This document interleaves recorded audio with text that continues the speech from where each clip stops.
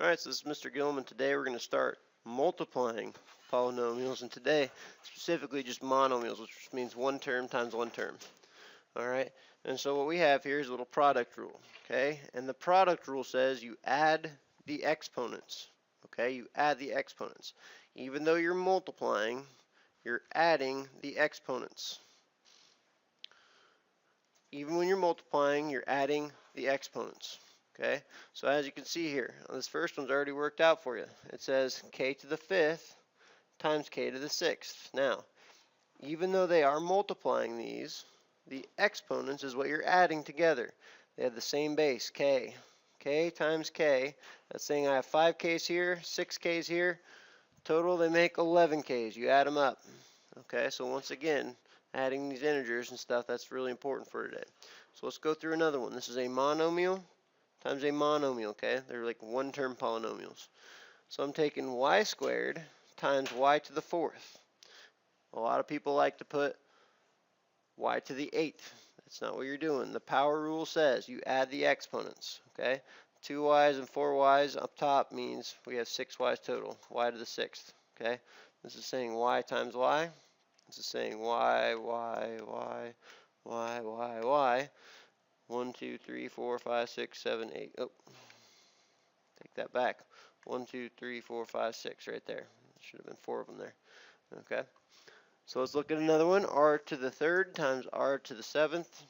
Once again, see how the bases are the same? We're going to add the exponents. Add the exponents. So it's not R to the 21st. It's actually R to the 10th. Okay. 3 plus 7 is 10. Okay, so it's not too crazy today, not too complicated. You're adding the exponents. Now, keep in mind, in all these examples, there's really a 1 in front of all these numbers. Okay, it's 1x to the fifth, 1x to the third. Okay, 1r to the third, 1r to the seventh, because pretty soon we're going to start putting numbers in front. Okay, x to the fifth times x to the third. Once again, I'm just going to add those exponents, x to the eighth. Okay, that's today's lesson. We're adding the exponents. It's called the product rule.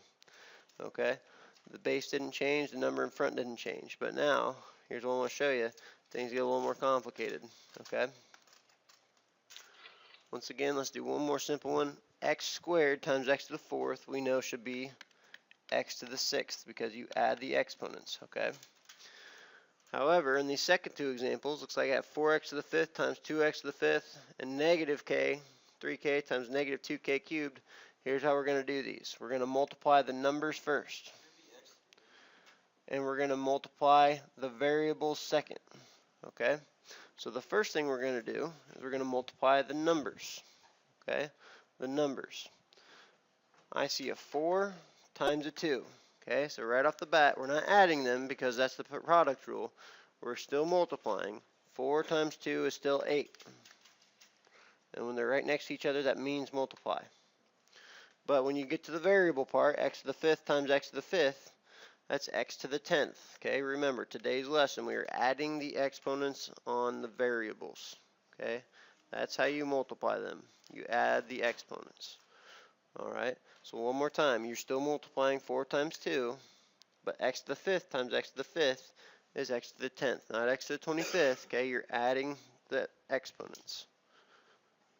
Okay, let's look at this next one here. A negative 3 k times a negative 2 k.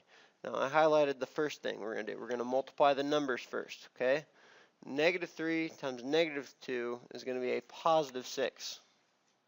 Okay, so we've multiplied the numbers now. Now I'm looking at k. I have k, which really that's k to the first power, times k to the third power. The lesson today is you add the exponents. So 1 plus 3 is 4, k to the fourth. Okay, so step 1 I want you to do is multiply the numbers. Okay, and you multiply just like we've been multiplying forever. The second step is multiplying the variables, and when you multiply variables, you add the exponents. We'll look at 3 more here. Okay, one more time. I want you to multiply the numbers first, and then multiply the variables second. And when you're multiplying the variables, the new step for today is adding the exponents. So I have a 3 times a 4. That's where I'm going to start. That makes 12. 3 times 4 is 12. I have t to the 5th times t to the 1st. I'm multiplying the variables now. That's the second thing. T to the 5th times t to the 1st. When you add 5 plus 1, that makes 6. So I'm going to say that's t to the 6th. Okay? You add the exponent on the variables. Now, on this one, once again, we don't have any numbers in front. So I'm just going to put a 1 in there just to remind myself. But we all know that whenever we have a variable expression with no number, it is 1. So 1 times 1 is 1. We don't ever write 1, so I'm not going to write it now either. I have a to the 1st, really, times a cubed. I'm adding the exponents. 1 plus 3 is 4, a to the 4th.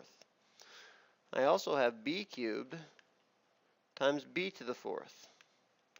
Okay, you're going to be tempted to write b to the 12th on your paper because 3 times 4 is 12, but that's not what we're doing. The rule is we're adding the exponents. So 3 plus 4 is 7. So our answer is actually going to be, really, it says 1, a to the 4th, b to the 7th, but we're going to write on our paper a to the 4th, b to the 7th, because we already know that 1's out there. Okay, last one I want to talk about here. Okay, we have a 2 times a 4. Okay, those are the numbers. 2 times 4 is still 8. It's always going to be 8.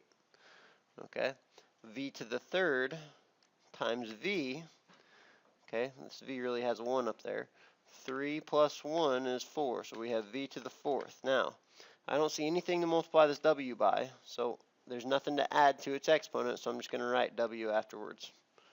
Okay, so this is my solution, 8v to the 4th w. So today, the numbers, you're still multiplying. The variables, you're adding the exponent when you multiply. Okay, so that's it. That's it for today.